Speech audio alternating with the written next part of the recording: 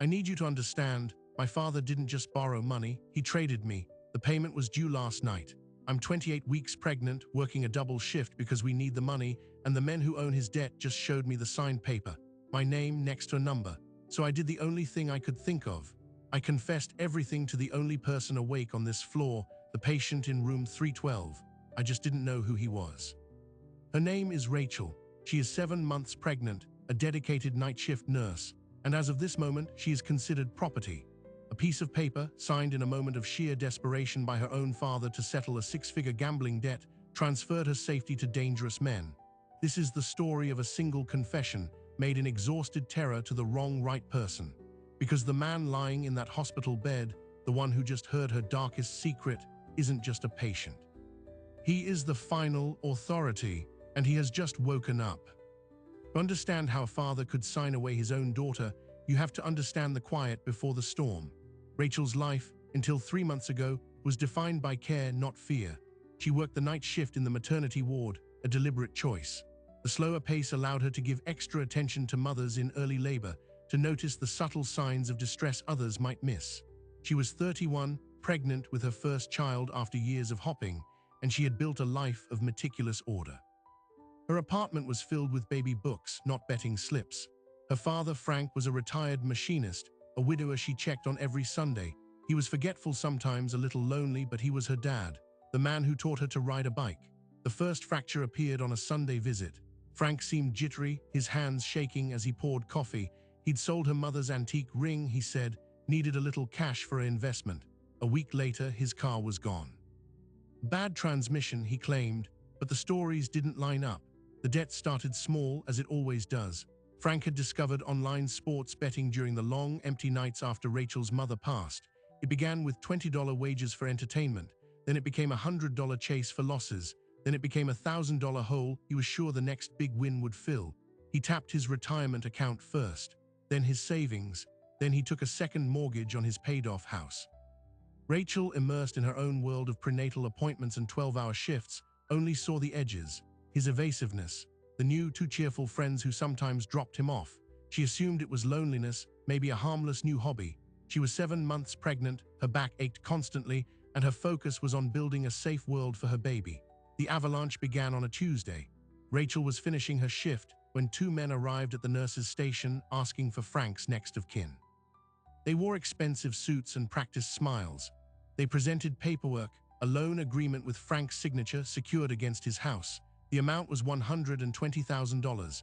The payment was 90 days overdue. The interest was compounding daily. Rachel, in her scrubs, still holding a chart, felt the first real cold trickle of dread. She called Frank, her voice a tight wire. He cried on the phone. He'd gotten in deep with the wrong people. They were very persuasive. He was scared. He promised he had a plan. His plan was another bet, a desperate all-or-nothing wager on a college basketball game. He lost. The men returned.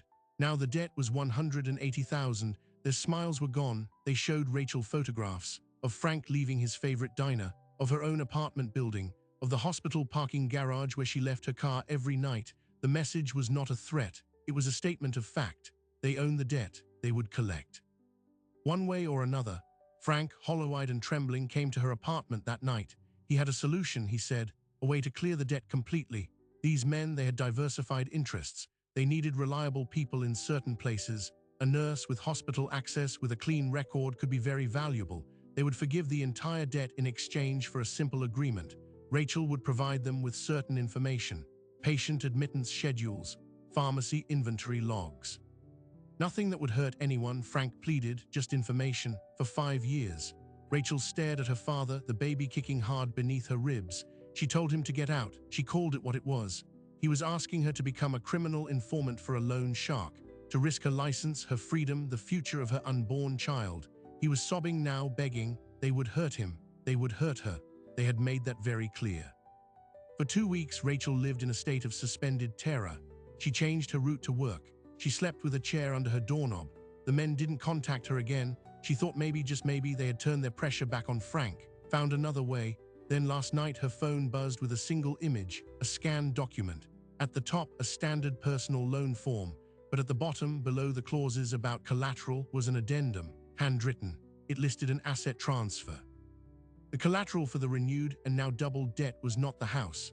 It was a person, Rachel Elena Miller, her date of birth, her social security number, her current place of employment, beside it Frank's shaky, unmistakable signature, and below that the bold, sharp signature of the man who now held the paper, Victor Antonov. She didn't know the name. She Googled it in the hospital bathroom, her hands slippery on her phone. The results were sparse, carefully curated. A philanthropist. Business owner with interests in import-export, but buried in a decade-old newspaper archive from another city, a different story. An indictment for racketeering. Charges dropped after a key witness recanted. A photograph of a younger, colder man leaving a courthouse. Victor Antonov. They didn't just want her to work off the debt. They owned the debt, and now, according to this paper, they owned her. The terms were simple. She was to report to a downtown office the following evening for orientation. Failure to appear would result in immediate collection. The definition of collection was left chillingly blank. Rachel stood there in the sterile fluorescent light, feeling her baby turn. She had 12 hours until her shift ended, 12 hours until she was expected to walk into that office. She had no money, no way to pay. The police were not an option. These men had made it clear they owned people in the precinct, and Frank would be dead before she finished her statement. She was trapped. And in that moment of absolute, paralyzing fear, her nurse's training took over. When in crisis, assess your resources, seek a stable point. Her unit was quiet. Just one patient was awake, a man admitted for observation after a minor procedure, resting in room 312. He'd been calm, polite, an anchor in the night. She needed to tell someone. She needed to say the words aloud before she shattered. She pushed open his door. The room was dark, lit only by the glow of the monitoring equipment, and she began to speak. She poured out the entire story, the debt, the paper, her father's betrayal, the name Victor Antonov to the silhouette in the bed. She confessed it all to the one person who was awake. When she finished, exhausted and empty, she reached for the room light. The man in the bed shifted. His voice, when he finally spoke, was not that of a weary patient. It was low, calm, and carried a weight that froze the air in the room. "Antonov," he said slowly, as if tasting the name. "He works for me." The world did not tilt, it shattered. In that dim room, every assumption Rachel had made about her danger was rendered obsolete. She wasn't confessing to a stranger. She had just handed her tormentor's boss a full accounting of her own vulnerability. Her hand flew to her stomach, a protective instinct as primal as the fear locking her joints. The man in the bed didn't move. He simply watched her with that unnerving calm. "You're him," Rachel breathed, the words barely audible. "The one they answer to. They answer to many people," he corrected softly. "But in this city, for these matters, yes, my name is Leo." He said it not as a threat, but as a simple fact, like stating the weather. Leo. She didn't know the name. Victor Antonov was the visible threat, the sharp blade. Leo was the hand holding the hilt, hidden in shadow. The monitor beeped a steady, mocking rhythm. Rachel's training screamed at her to run, to call security, but a deeper, more terrible understanding held her in place. Security couldn't protect her from this. The law moved too slowly. There was only the man in the bed. "What happens now?" she asked, her voice hollow. Leo studied her, his gaze analytical, stripping away the panic to assess what remained. "You presented me with a problem. A subordinate Victor, acting beyond his authority, creating messy liabilities." He gestured faintly to her rounded stomach. "This is not how we conduct business. It is bad for stability. It draws the wrong kind of attention." He spoke about her father's debt, about her, as if discussing a faulty business contract. The coldness of it was somehow more terrifying than Antonov's implied violence. "So you'll call it off," Rachel said, a desperate hope flaring. "You'll tear up the paper." Leo's smile was thin, humorless. "It is not that simple. A debt is a debt. The principle must be honored or the entire structure weakens. Your father borrowed, he lost. He offered collateral. The contract, however distasteful, has a form of logic." The hope curdled into despair. He was just parsing the terms more politely. "Then what was the point of telling you?" she whispered, anger cutting through the fear. "To hear you philosophize." "The point," Leo said, his voice dropping, "is that Victor altered the terms without my consent. He moved from collecting a financial debt to acquiring a human asset. That is a different business, one I have explicitly forbidden." He shifted, wincing slightly, and for the first time, Rachel saw past the authority to the patient. He was older than she first thought, late 50s perhaps, with a weariness around his eyes that his intensity couldn't mask. He was here for observation after a cardiac episode. A king, but a vulnerable one. In that split second, the power dynamic subtly shifted again. He needed this quiet hospital room. He needed the anonymity, and she was the only one in it who knew who he truly was. "You're telling me you're the reasonable one," Rachel said, a hysterical laugh caught in her throat. "You forbid slavery, so that makes it better?"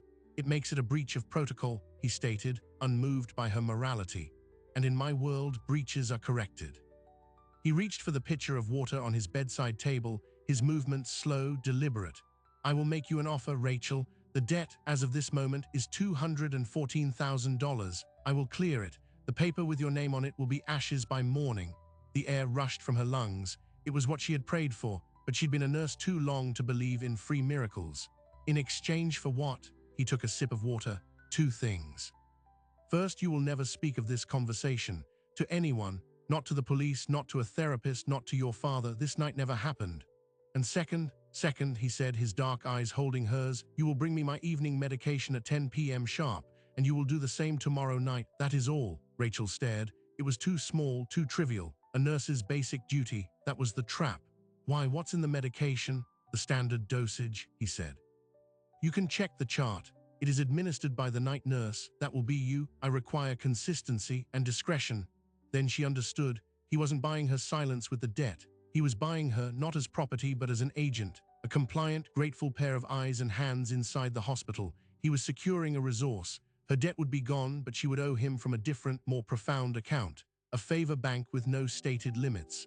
"If I say no, then I call Victor in the morning and inform him his arrangement stands. I may reprimand him for his methods, but I will not interfere with his collection." Leo set down his cup. "You have until the end of your shift to decide." He closed his eyes, the conversation clearly terminated. Rachel stumbled out of the room, her mind a war zone. The offer was a gilded cage, freedom from Antonov's thugs, but servitude to a more powerful, more calculating master.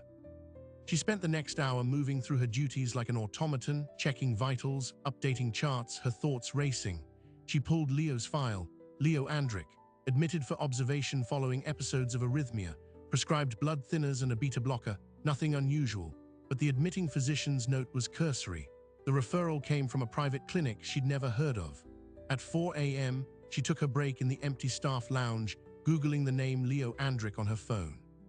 The results were a void. No social media, no news articles, no business listings, a ghost. But a search for Andrick and import brought up a single-years-old trade magazine article about the consolidation of several regional shipping logistics companies under a holding group called Apex Maritime. The photo showed a much younger man at a ribbon cutting, his face partly turned away. The caption listed the board members. One name was redacted. The article quoted a competitor calling the consolidation aggressive and a warning shot to the old way of doing things. She was falling down a rabbit hole with no bottom. Her phone vibrated, an unknown number, a text.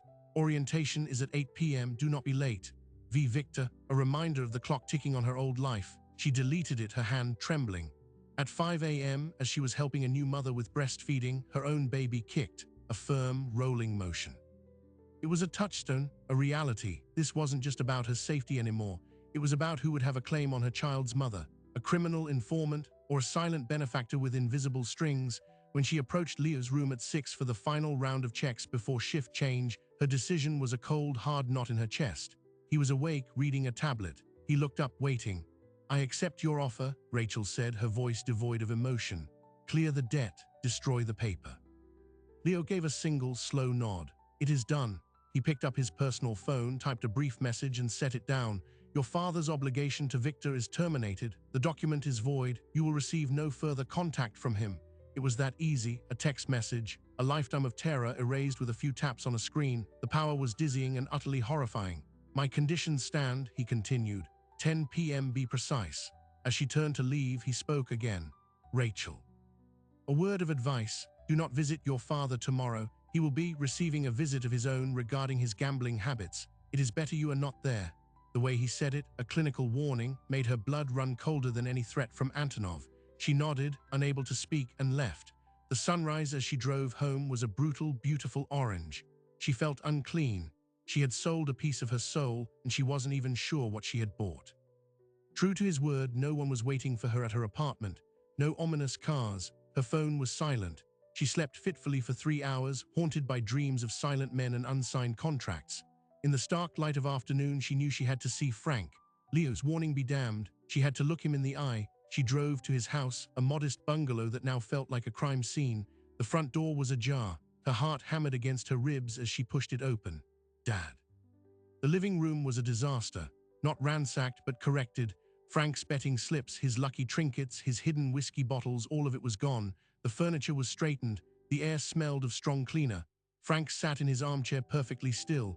He was unharmed, not a bruise on him, but he was a shell. His eyes, when they met hers, were wide with a terror so profound it had hollowed him out. They were here, he whispered.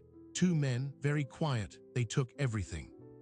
They said the debt was paid by a third party. They said I was to never gamble again, to never speak of it. They said, his voice broke, they said if I did, they wouldn't come back for me. They'd come back for you to collect what was originally owed. Leo hadn't just cleared the debt. He had enforced a new one. He had made Frank her permanent jailer. Her father's love twisted into a guarantee of her silence and compliance. It was diabolical. Rachel felt a surge of nausea. She knelt before him, took his icy hands. It's over, Dad. It's really over. He shook his head, tears finally spilling. No, it's not. You don't understand. They showed me a photo of you leaving the hospital last night. They're still watching. It's never over. Rachel left him there, shattered in his clean, sanitized house. Leo had been true to his word on all counts. The debt was gone, and she was now ensnared in a far more sophisticated web. That night at 10 p.m. sharp, she entered Leo's room with his medication. He took the small cup from her, his fingers brushing hers. He swallowed the pills, his eyes never leaving her face. How is your father? He asked. The question was a test, a demonstration of his knowledge. He's relieved, Rachel managed. Good, Leo settled back. Consistency, Rachel, it is the foundation of trust. We will have 2 more nights of this, then I will be discharged. Our arrangement will continue, but in a different form. What form? We will discuss it then. For now, focus on your duties, both here and to your child. He dismissed her. As she walked back to the nurse's station, a new text arrived, from the same unknown number as Victor, but the message was different. The boss appreciates discretion. A gesture of goodwill is attached. Check your primary bank account. Confused, Rachel logged into her mobile banking. Her savings account, which had held a meager $4,000, now showed a balance of $24,000. A deposit of $20,000, labeled consulting fee, had been made an hour ago. It wasn't a loan. It was a payment. The first paycheck from her new, unnamed employer. She was holding the phone when it rang again. This time, it was her obstetrician's office. The receptionist, sounding flustered, said, Ms. Miller, we're calling to confirm your appointment tomorrow has been upgraded to a comprehensive ultrasound and consult with Dr. Evans. Dr. Evans was the most sought-after, expensive maternal-fetal medicine specialist in the city. Wait times for his consultations were months long. There must be a mistake, Rachel said. No mistake, the receptionist replied. Your file was flagged for priority review. All costs have been pre-authorized. We'll see you at 10. Rachel ended the call, leaning against the cold wall of the corridor. This was Leo's real offer, not just freedom from terror, but an upgrade to her entire life. Protection, the best healthcare, financial security, a gilded cage indeed, but one being furnished with everything she thought she wanted for her baby. The hook was no longer made of fear. It was crafted from comfort. And that, she realized with a sinking heart, was a much harder thing to refuse. The following night, her final shift before Leo's discharge, the tension was a live wire under her skin. At 9:45, as she was preparing the 10 p.m. medications, her phone buzzed. A photo message. It showed the exterior of her apartment building taken that evening. The text read, Consistency is safety, straying is risk. A friend. It wasn't from Victor's number. A friend. Leo's network was letting her know the surveillance wasn't just on her father, it was on her. And they were making sure she knew it was for her safety. She carried the medication cup to room 312, her palms sweaty. This was the last night of this particular ritual. What came next? When she entered, Leo was dressed not in a hospital gown, but in dark, elegant sweatpants and a sweater. He was packing a small bag. He took the cup from her silently, swallowed the pills, and handed it back. Sit, he said, gesturing to the visitor's chair. She sat. Our arrangement moves to its next phase, he began, his voice low. You have a unique position, you are trustworthy, you are observant, and you have a compelling reason to be discreet. He didn't need to mention the baby. It hung in the air between them. I have interests in this city that require monitoring, not criminal, Rachel. Do not flatter yourself with those TV dramas, business interests. Competitors can be aggressive. Hospitals are centers of information. People from all walks of life pass through them. He was describing industrial espionage, corporate intelligence, a cleaner, white-collar version of what Antonov had wanted, but spying nonetheless. I will never ask you to harm a patient or break a law. I will ask you to notice things, who visits certain individuals, what they say when they think no one is listening, shipping schedules for pharmaceutical deliveries, the comings and goings of specific administrators. He leaned forward. Return you and your child will want for nothing. The best schools, the safest neighborhood, your father will be left in peace. This is a partnership. It was a masterpiece of rebranding. He was offering her a career as a corporate spy wrapped in the blanket of maternal security. And if I refuse this partnership, Leo's expression didn't change. Then our business concludes, the debt remains cleared, the surveillance ends. You return to your life with its financial pressures, its uncertainties, its vulnerabilities. Victor may feel his previous claim is reactivated. I cannot control his personal sentiments. The threat was perfectly layered. He was giving her a choice, but the alternative was a world stripped of his protection, where the wolves he claimed to hold back were unleashed. She was being offered a salaried position in his empire, with the implicit understanding that resignation was not an option. Before she could answer, a noise from the hallway made them both freeze. It was the distinct, heavy tread of a man walking with purpose, stopping outside the door. The handle turned, the door pushed open, and Viktor Antonov stood in the doorway, his eyes sweeping from Leo, fully dressed, to Rachel sitting rigidly in the chair. A slow, dangerous smile spread across his face. "Boss," he said, his voice oily with false warmth. "I heard you were getting out, came to give you a ride." His gaze slid to Rachel. "And I see you've already met my newest investment." Time stopped in the doorway. Viktor Antonov's smile was a blade, and it was aimed at his own boss. In that instant, Rachel realized she wasn't just a pawn, she was the prize in a war she didn't know was happening. Leo didn't flinch. He merely finished zipping his bag, the motion slow and deliberate, a masterclass in controlled response. "Victor," he said, his voice devoid of warmth, "I discharged myself. I don't require a ride." Antonov stepped fully into the room, closing the door behind him with a soft click. The space shrank, charged with a silent, violent history. "I insist. It's not safe for you to be unprotected." His eyes flicked to Rachel again, lingering, especially with loose ends running around. The threat was layered. A challenge to Leo's authority, wrapped in a pretense of concern. Leo straightened, and the difference between the two men became stark. Victor was violence, imminent and physical. It was pressure, atmospheric and absolute. "The loose end," Leo said calmly, "has been tied off. The debt is cleared, the arrangement is void. Your initiative, Victor, was noted and overruled." Antonov's smile didn't reach his eyes. "My initiative secured an asset, a nurse with a child on the way, with a desperate family. That's leverage that doesn't expire. You taught me that, Leo. You don't throw away good leverage over a moral technicality." The word moral was spit out like a curse. Was the fracture? Leo's heart condition, his hospitalization, had created a vacuum. Victor had been expanding his own operations, testing the boundaries of the old rules. Rachel and the brutal contract with her father was his opening move, a declaration of a new, more vicious way of doing business. Leo was here to reassert the old order, and Rachel was the battlefield.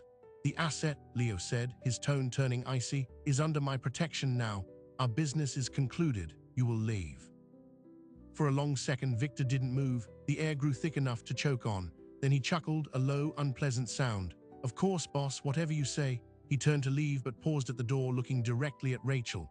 "Welcome to the family, sweetheart. Don't forget who found you first." He left, leaving the scent of expensive cologne and imminent danger behind. The silence he left was worse. Leo let out a slow breath, a crack in his armor. He looked tired, older. "You see." To Rachel, who was still frozen in the chair. "Consistency, order, without it you get that, chaos in a tailored suit." "He's going to challenge you," Rachel whispered, the political reality dawning on her. "He thinks you're weak." "He is mistaken," Leo said, but the conviction was tempered by the weariness in his eyes. "But it complicates our arrangement. Your value to me just increased, and so has your risk." He picked up his bag. "I am leaving. You will not see me here again. You will be contacted in 48 hours with instructions for your first observation task. It will be simple, a test of your discretion and your eyesight." He moved toward the door, then stopped, turning back. "And Rachel, Victor's parting shot was not just for you. He was reminding me that he knows about you. That makes you a potential point of pressure. For your own safety, you will move from your apartment this week. New lodging has been arranged. Details will be included in your instructions." He didn't wait for a response. He walked out, leaving her alone in the sterile room, the ghost of two predators hanging in the air. She was now a contested asset in a power struggle, protected by the king, but marked by the ambitious prince. The gilded cage now had two jailers, and they were at each other's throats. The next 2 days were an exercise in suspended animation. Rachel went through the motions at work, her senses heightened to a painful degree. Every unfamiliar face in the hallway, every loitering car in the parking lot, felt like a threat. She received the promised instructions via an encrypted messaging app on a brand new high-end phone that arrived by courier. The first task was, as promised, simple. Note the license plate numbers of any private ambulances making deliveries to the hospital's private wing over a 48-hour period. She did it, her stomach churning with each entry she typed. The response was immediate, adequate. Await further. The second part of the message contained an address for a furnished apartment in a secure, upscale high-rise, along with a digital key. There was no lease, no paperwork, just an address. That evening she packed a single bag, telling her nervous father she was staying with a colleague from work to be closer to the hospital. The lie tasted like ash. The apartment was beautiful, sleek, modern, fully stocked with groceries, a state-of-the-art baby monitor still in its box on the counter. A prison of breathtaking luxury. On the kitchen island was an envelope. Inside was a prepaid credit card with a $10,000 balance and a note in elegant handwriting. For necessities, she was on the payroll. Officially, the following night her second task arrived. This one was different. It contained a photograph of a man in his 60s with a name and a date. The man was a patient scheduled for gallbladder surgery in 2 days. Rachel was to note any visitors he received outside of immediate family, and if possible, listen for any mention of a company called North Shore Logistics. Her blood ran cold. This was no longer passive observation. This was targeted intelligence gathering. She was being asked to spy on a specific person for a specific corporate reason. She stood in her beautiful, silent apartment, holding the phone, and understood the true cost of her safety. She was now an active agent in Leo's empire. Refusal was not an option. Compliance would make her complicit. She completed the task, her heart hammering the entire time. She reported that the man's only visitor was his daughter, and they discussed baseball. The response was a single word: proceed. The word felt like a sentence. A week passed. Rachel fell into a grim routine: work, her monitored apartment, the occasional discreet task. The financial pressure was gone. Her prenatal care was now exemplary, all bills mysteriously prepaid. She was safe, comfortable, and drowning in quiet horror. Then the catalyst. She was scrolling through local news on her tablet when she saw a headline: prominent local businessman victim of hit and run. The article named the victim, Marcus Ferraro, age 62. The photograph was the man from her task, her patient. The article called it a tragic accident. He had been struck while walking his dog 2 days after his successful surgery. Rachel felt the room sway. Coincidence. It had to be a coincidence, but the timing was too perfect. Leo had wanted information on him. Now he was dead. Had her harmless observation painted a target on him, or had she been used to confirm he was vulnerable, isolated, an easy mark? That night, a new message appeared on the secure phone. It was not a task. It was a news link to the same article, followed by a line of text: unfortunate accident, your discretion remains appreciated. It was not an admission, it was a reminder, a demonstration of cause and effect, of the world she was now part of. She was no longer just gathering information. She was part of a machine that used it, and people got hurt. That night, for the first time, she felt her baby move in response to her panic, a frantic fluttering. She was endangering her child not with violence, but with association. She had to get out. But how? Going to the police was suicide. Leo had people there. Running was impossible. She was 8 months pregnant and they were watching. Her only potential weapon was the rift between Leo and Victor. If they were at war, perhaps she could find a seam, a weakness. It was a desperate, dangerous idea, but it was the only one she had. She began to watch, not for Leo, but for signs of Victor's influence. She noticed a new orderly on the ward who seemed too interested in the administrative offices. She saw a sleek black car that matched the one Victor arrived in idling near the staff entrance on 2 consecutive nights. Victor was making his own moves inside her hospital. She was sitting on a powder keg. The explosion came from an unexpected direction. Her father, Frank, called her, his voice trembling. 2 new men had visited him, not Leo's quiet cleaners. These were louder, brasher. They'd asked him questions about her schedule, about her friends, about whether she'd mentioned any new boyfriends. They'd flashed badges that looked almost right, but not quite. Victor's men impersonating police. They were digging, trying to find leverage or a way to snatch her from under Leo's protection. Frank was terrified. Rachel knew then that Victor hadn't accepted Leo's ruling. He was going to make a play, and he would use her father to do it. She had to act. The next time she received a task from Leo to note the delivery time of a specific medical supply truck, she didn't just complete it, she took a risk. She used the secure phone to send a follow-up message, carefully worded, "Task completed. Truck arrived 3:15 p.m. Note, observed individual matching Victor's description in staff parking lot same day. Appeared to be meeting with an orderly from the cardiology wing. Just an observation." It was a shot across the bow. A way to tell Leo that Victor was encroaching on his territory, his asset, and potentially his own medical information all at once. The response took hours. When it came, it was not from Leo. It was from an unknown number on the same encrypted channel. "Your observation has been noted. Your position may be compromised. Stand by for relocation instructions. Do not return to your apartment. Security protocol." It was Leo.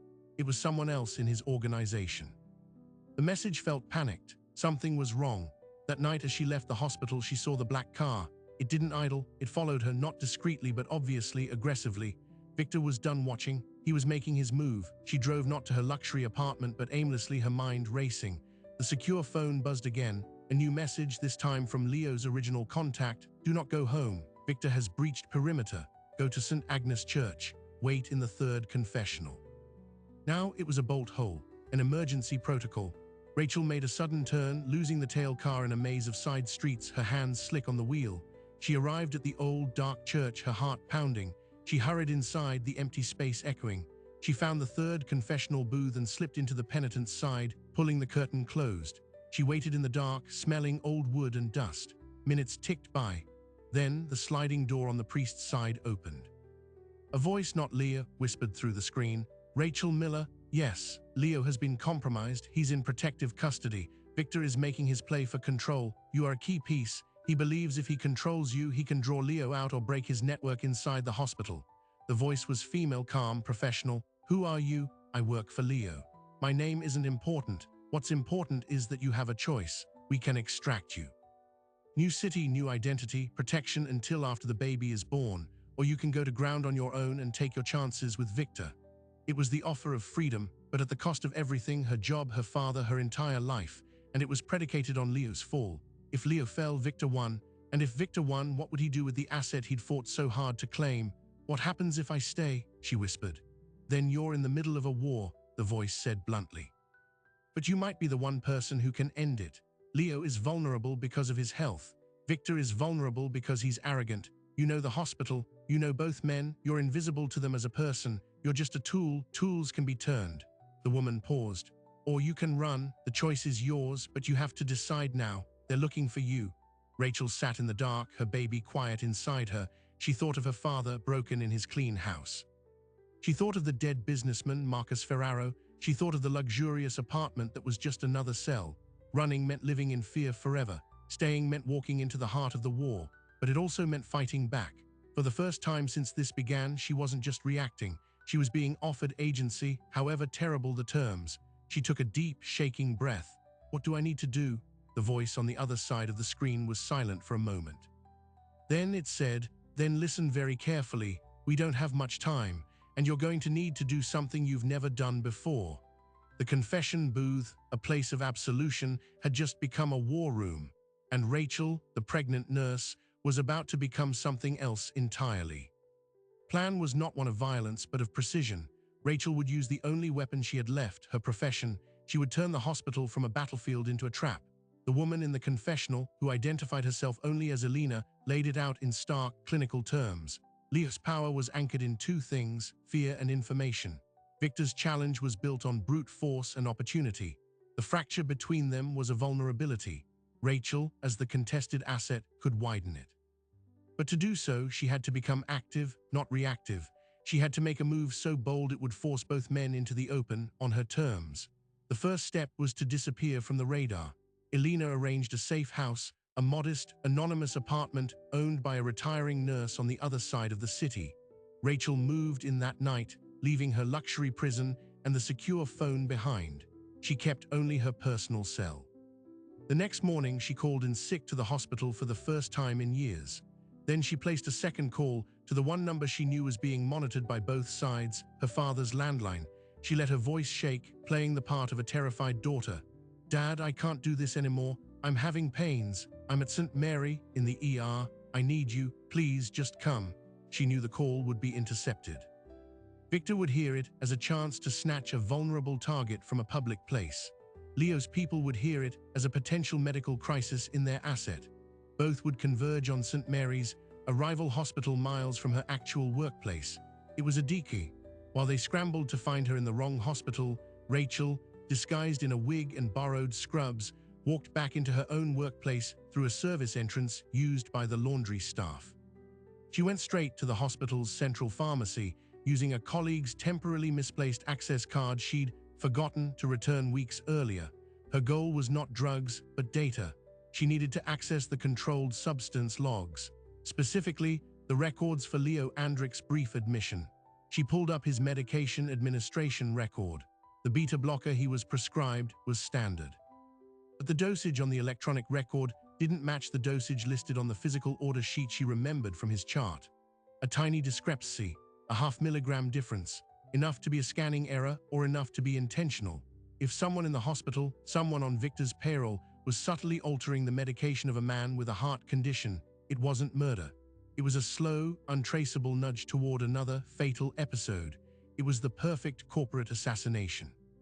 She printed the records. Then she accessed the employee schedule for the cardiology wing. Cross-referencing the times of the medication audits with the staff on duty, she found a name that appeared on every shift where a discrepancy could occur, an orderly named Derek. The same orderly she'd seen talking to Victor's man in the parking lot. She now had a weapon, proof, however circumstantial, of Victor's play against Leo. The next move was the gamble. She used a public terminal in the hospital library to create a new, untraceable email account. She drafted 2 emails. The first was to Leo, sent to a blind digital drop Elena had provided. It contained the scanned medication logs, the schedule, and Derek's name.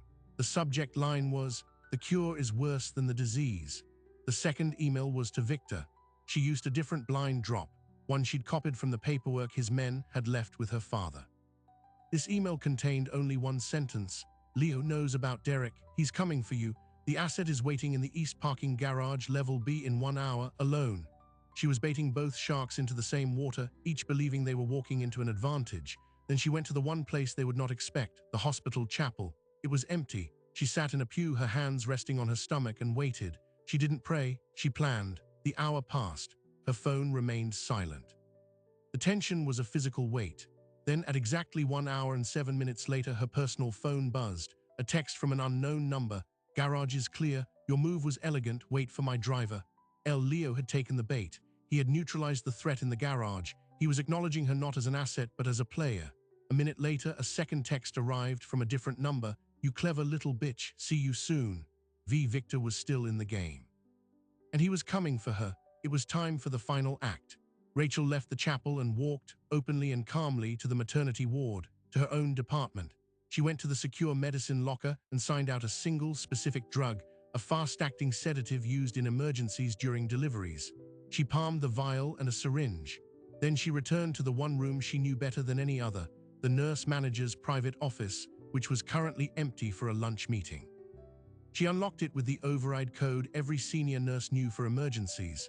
She went inside, locked the door, and waited. She didn't have to wait long. 10 minutes later, the handle jiggled, then a key turned. The door opened, and Victor Antonov stepped inside, closing it softly behind him. He looked around the small, windowless office, then at Rachel sitting behind the desk. He smiled, a predator cornering its prey. The hospital chapel, really, a little obvious. "I wanted somewhere with good acoustics," Rachel said, her voice steady, "and no cameras." Victor took a step forward. "You've been a very busy girl, playing both sides, dangerous game." "It's the only game in town," she replied. "Leo is finished. His heart is weak. His organization is cracking. You've been chipping away at it for months. The medication tweak with Derek was smart, almost undetectable." Victor's smile faded, replaced by cold assessment. "You have proof." "Enough to make Leo very, very angry. I just emailed it to him." For the first time, a flicker of uncertainty crossed Victor's face. He hadn't anticipated her going directly to Leo with evidence. "Why would you do that?" "To show him I'm more valuable than you," Rachel said, standing slowly. "To show him I uncovered your assassination attempt. That makes me the one who saved his life. That makes me indispensable. And it makes you a dead man." Victor laughed, a short, harsh sound. "You're in a locked room with me, sweetheart. How does that make you indispensable?" Rachel's hand was under the desk, on the panic button installed for staff safety. She pressed it. No alarm sounded in the office, but it sent a silent alert directly to hospital security and the local police precinct, a protocol for violent incidents. "It makes me the bait," she said, "and you took it." Understanding dawned on Victor's face, followed by rage. He moved toward her fast. But Rachel was ready. As he lunged across the desk, she brought her other hand up from her lap, not with a weapon, but with her hospital ID badge, clipping it to her scrub top where it was clearly visible. She was a nurse in her place of work being assaulted. Victor's hand closed on her arm, yanking her forward. At that exact moment, the office door burst open. But it wasn't security. It was Leo Andrick, flanked by two severe-looking men in suits. He stood in the doorway, taking in the scene, Victor gripping Rachel's arm, Rachel visibly pregnant and in her nursing scrubs. Leo's expression was glacial. "Let her go, Victor." Victor released her, turning with a sneer. "This is between us, old man. She's nothing." "She is everything," Leo said quietly. "She is the proof of your treachery, and she is under my protection." He gestured, and one of his men handed him a tablet. He turned it to show Victor. On the screen was a live feed of the East parking garage. Level B, it showed Victor's own men, disarmed and restrained by Leo's. "Your coup," Leo said, "is over." Victor's confidence finally cracked. He looked from Leo to Rachel, realizing the trap had been layered. The garage was a setup to eliminate his muscle. Rachel's emails had drawn him here alone into a scenario where he was caught assaulting a pregnant nurse. It was no longer an internal power struggle. It's a crime witnessed by the boss he'd tried to kill. "You can't do this," Victor spat. The organization, Leo interrupted, "has already chosen. Your operations are being dismantled as we speak. Your allies have been informed of your medical scheme. They are not pleased." He nodded to his men. "Take him, use the service elevator." As his men moved forward, Leo stepped closer to Rachel. "Are you harmed?" "No," she said, though her arm throbbed. "You came yourself." "Some things require personal touch," he said. His gaze was different. There was respect there and something like regret. "The debt is gone, Rachel, truly gone, not transferred, not held over you. Your father will be left in peace. You will have the account that was opened for you with a final sum, no strings." It was the offer of clean freedom, the one she'd wanted from the start. "Why?" she asked. "Because you did not just save my life. You reminded me of the line I swore never to cross." Victor crossed it. He forgot that we are businessmen, not monsters.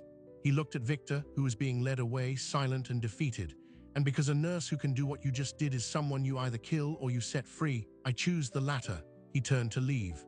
"The driver will take you wherever you wish to go. Goodbye, Rachel Miller." He left, closing the door behind him, leaving her alone in the sudden quiet. It was over. The silence was immense. The police and hospital security arrived minutes later, responding to the panic button. Rachel gave a statement. A known aggressive individual from a past family dispute had confronted her in her office. She had feared for her safety. She showed them the red marks on her arm. Victor Antonov was already in custody on unrelated charges by the time they went looking for him. Leo's organization had seamlessly delivered him to the authorities, wrapped in a neat package of financial crimes.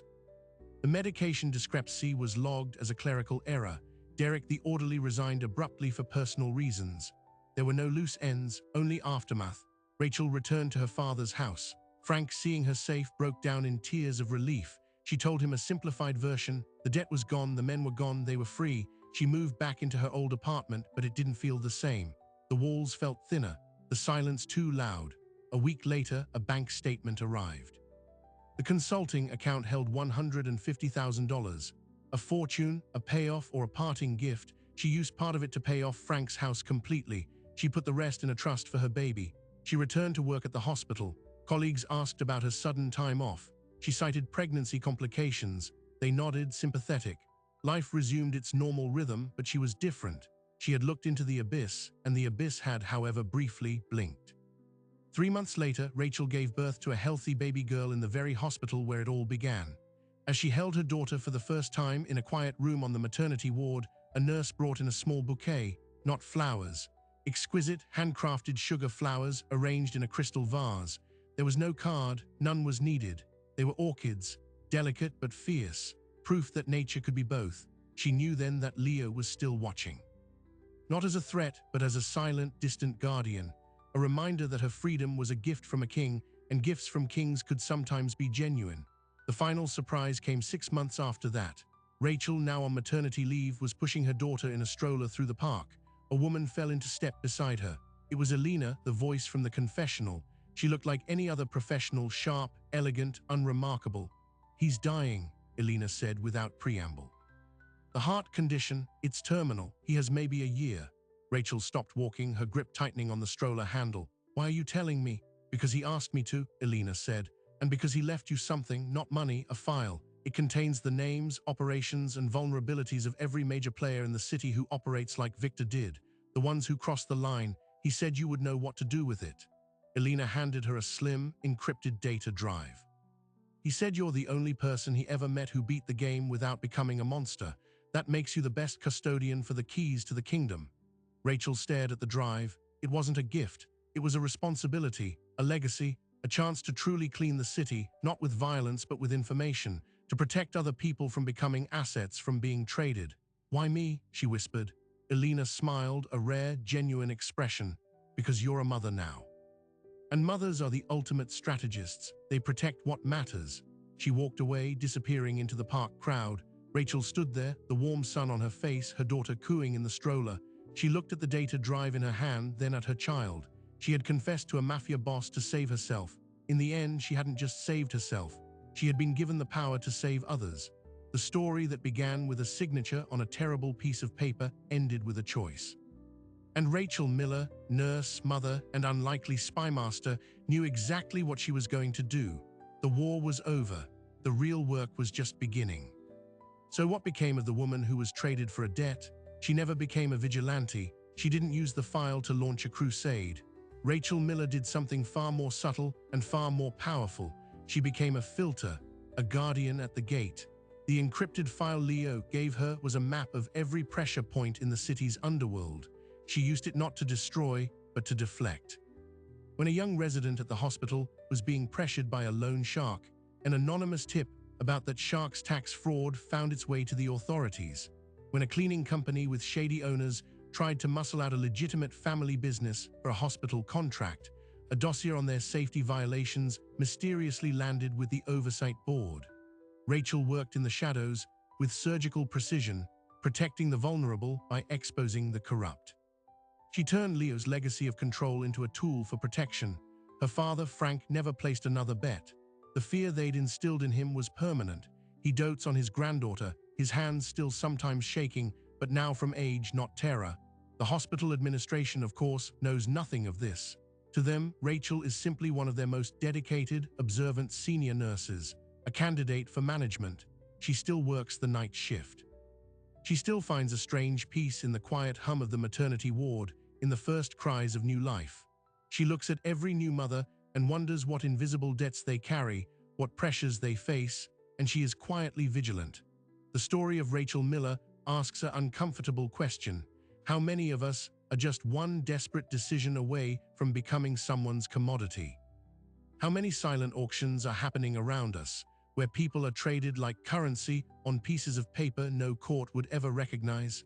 Her power came not from fighting the system head-on, but from understanding it so completely she could redirect its energy. She was a pawn who learned to move like a queen, not to take the king, but to change the rules of the game entirely.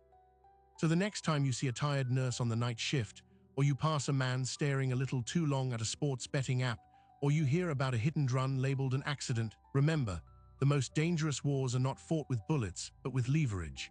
And sometimes, the only person who can break the chain is the one whose name is written on the link.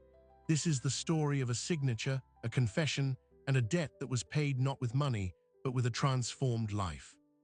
What would you have done in her shoes? Let us know in the comments below. And if you found this journey into the shadows compelling, subscribe for more stories where ordinary people face impossible choices. Because everyone has a breaking point. The question is, what happens after you break?